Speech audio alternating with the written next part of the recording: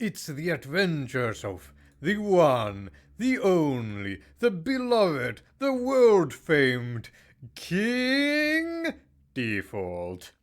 Facing off against a rebellion, a raid of bandits, a hunger of vampires, another hunger of vampires, a grove of treemen, a summoning of warlocks, a nightmare of boogeymen, and plenty of other minor bandit groups. So, let's see here. I believe I just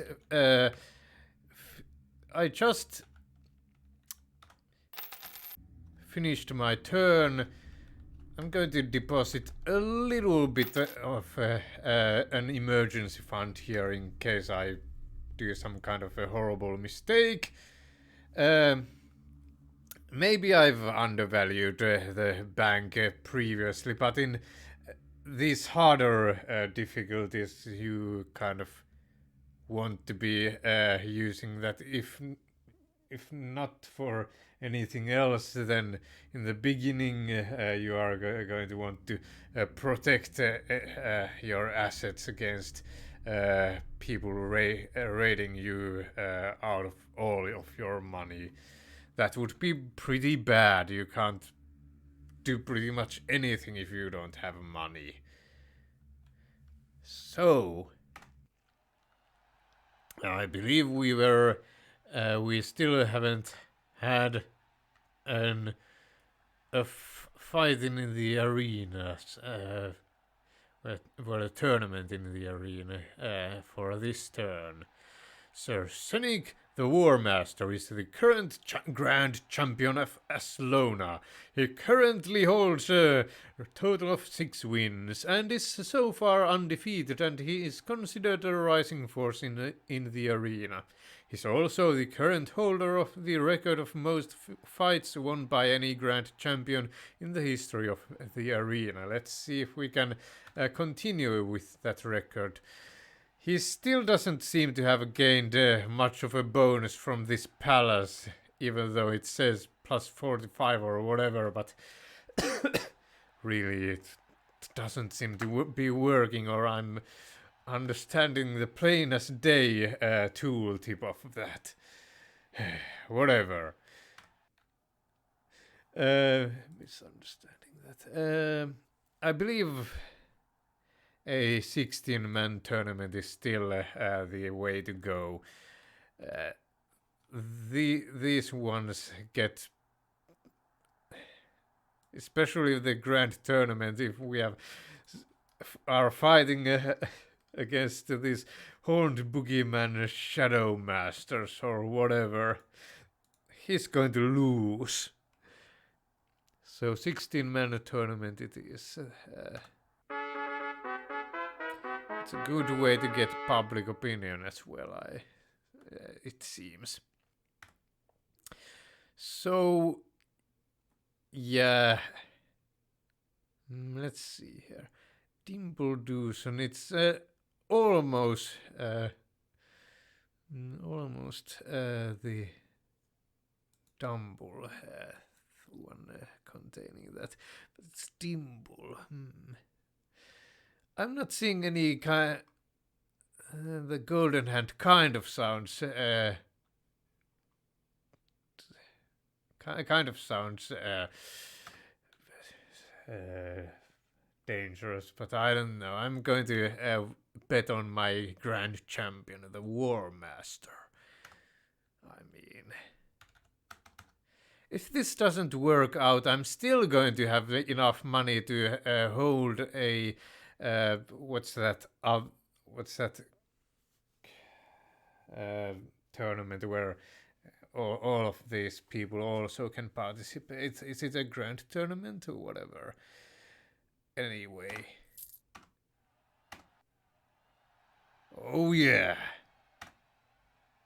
The crowd roars Many waves of hands and various chants are heard all around the arena and many miles beyond it.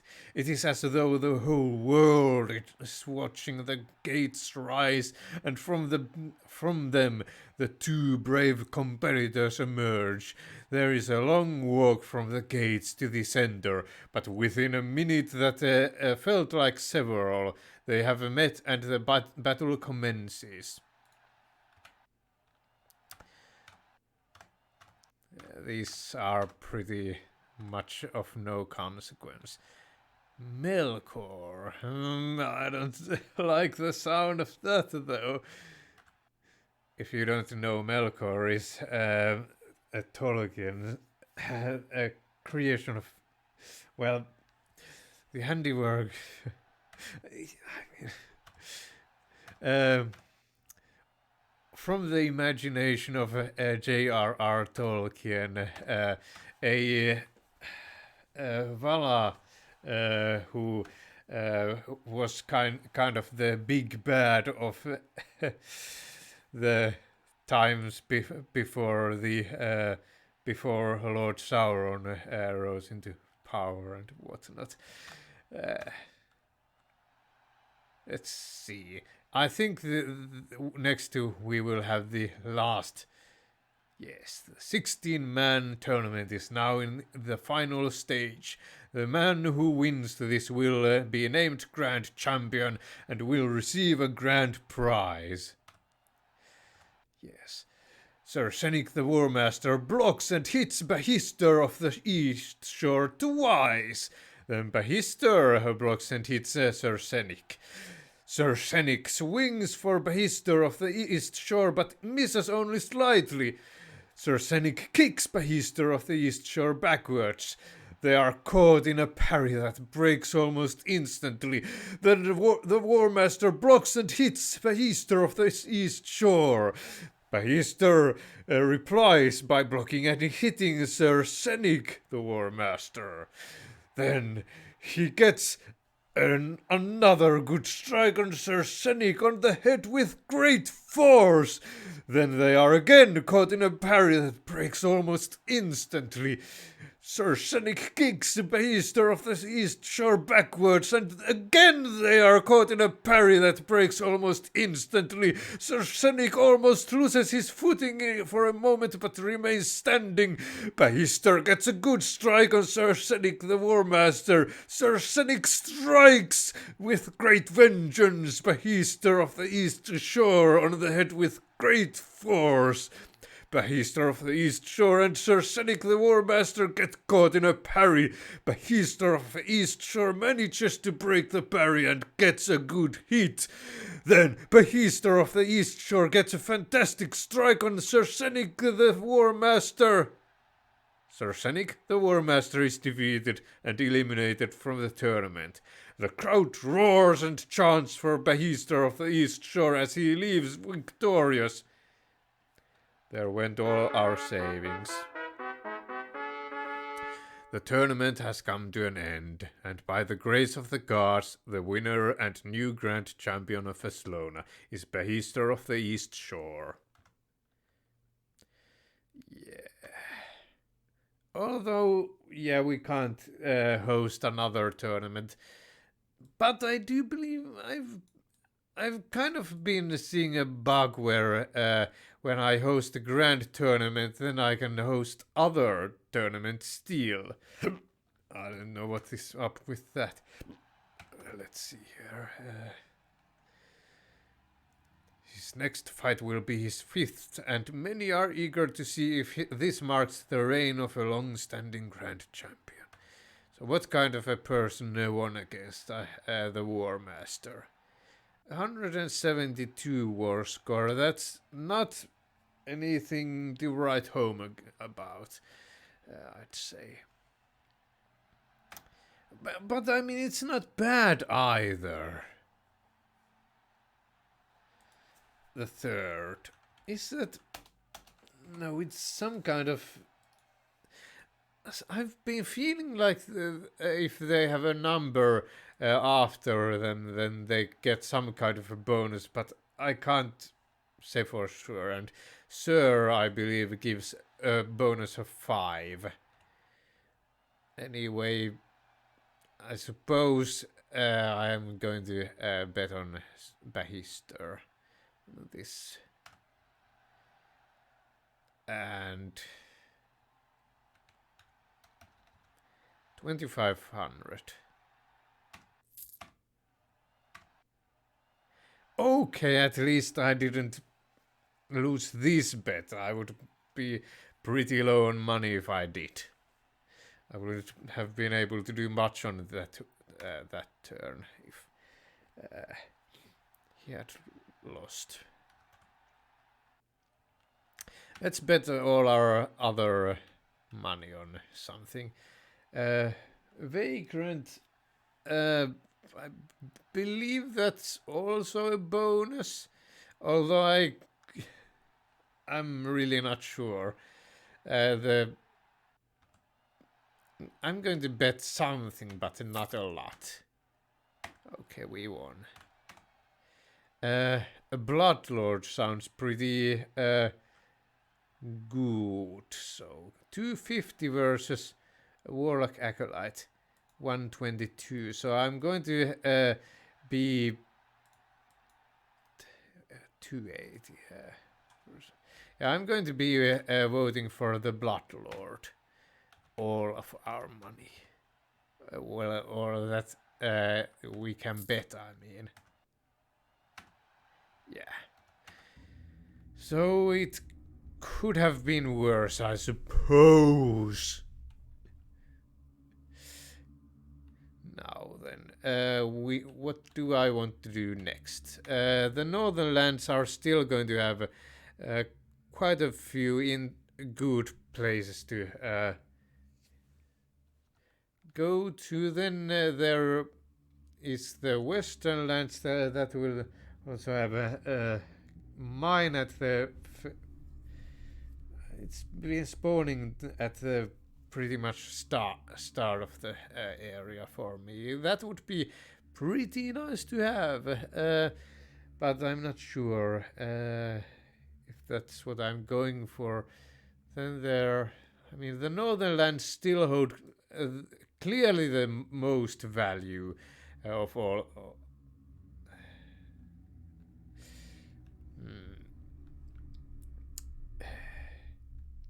I'm going to explore the Western Lands, and since we are exploring a new area, I think it's time for a little bit of a history lesson.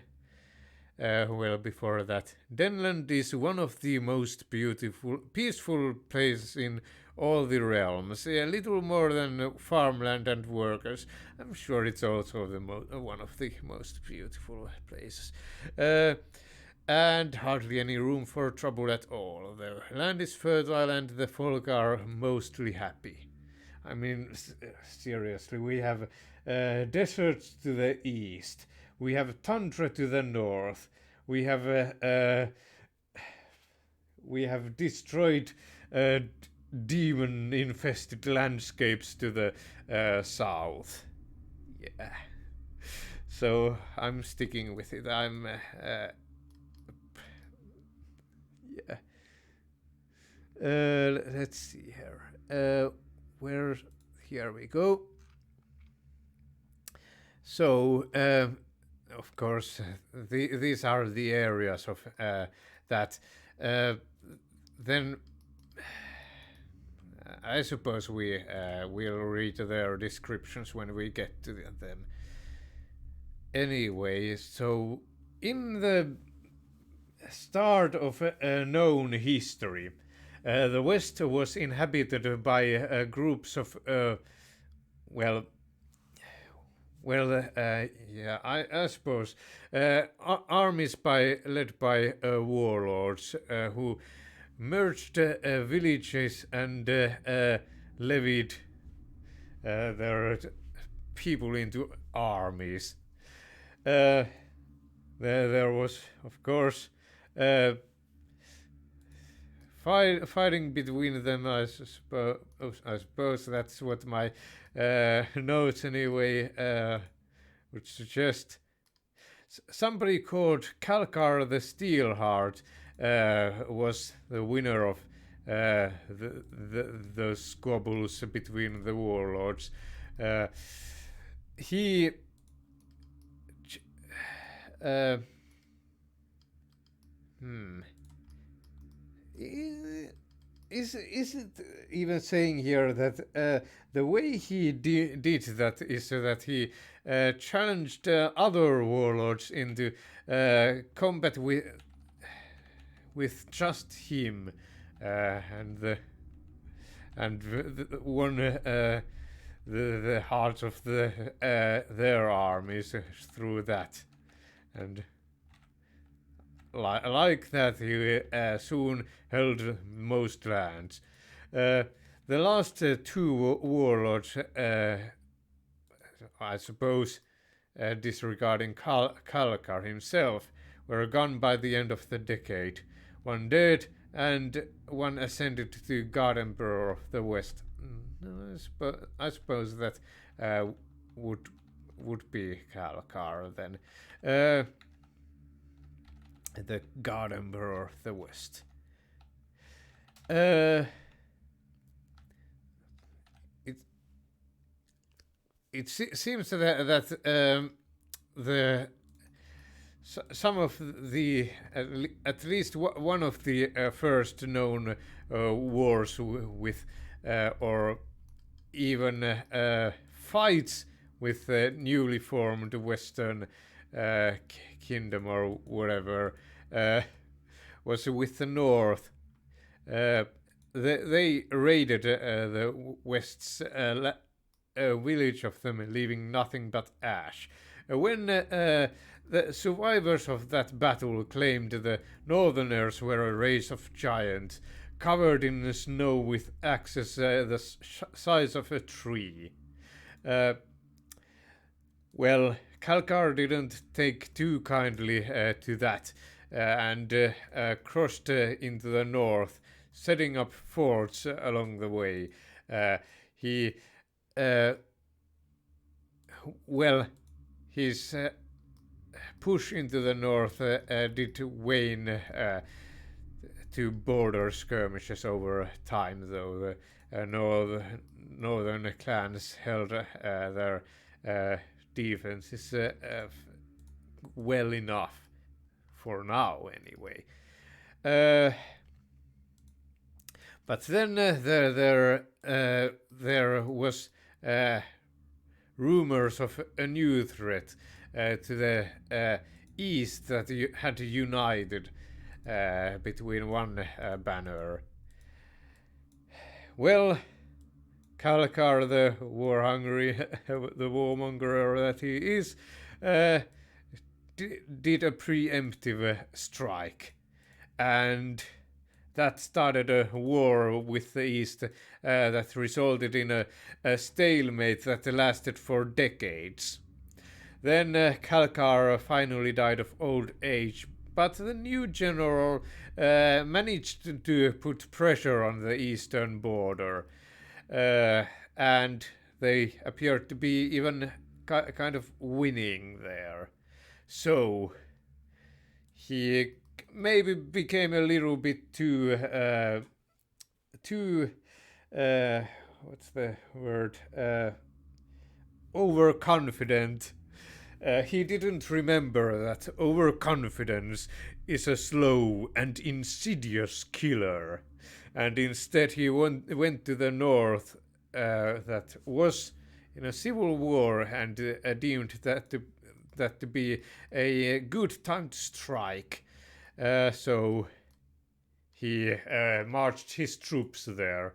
Uh, but then, of course, we already kind of discussed what happened with the North.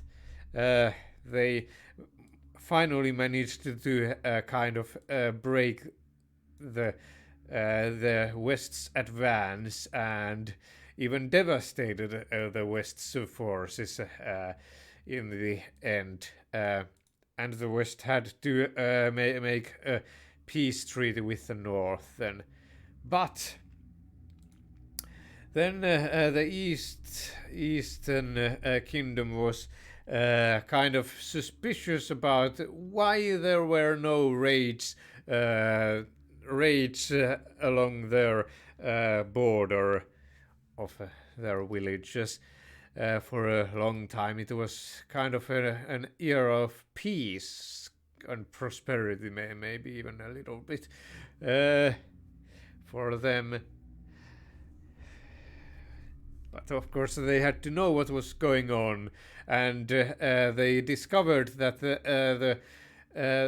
their west's villages on the border were kind of empty. There was maybe a little bit of a rumor about going on about the loss with the east, loss to the north. But the northern, I mean, the Easterners didn't look at this in the same vein as the West had with the northern people's devastation. They instead saw that as kind of an ill omen that even someone as powerful as the West had who had been conquering stuff. I mean, let me try to explain it again. Rephrase that. So they saw it as an ill omen that somebody who was conquering and seemed to be pretty successful at it still failed in the end. They were kind of in a little bit of a dire strait, maybe against two fronts. Like I suppose they did have a peace treaty with the North, whatever. But so instead of trying to conquer the West like the West had tried to do with the North, they instead they did march their troops into the capital of the West and did burn it along with their current emperor, I suppose. But they left it at that. They kind of made a show of force to the West to make them maybe kind of reconsider the whole thing with the East stuff, or something like that. I'm kind of paraphrasing here. So after the dissolution of the empire, the West was left in a state of loose city-states and minor kingdoms, collectively known as the Western kingdoms.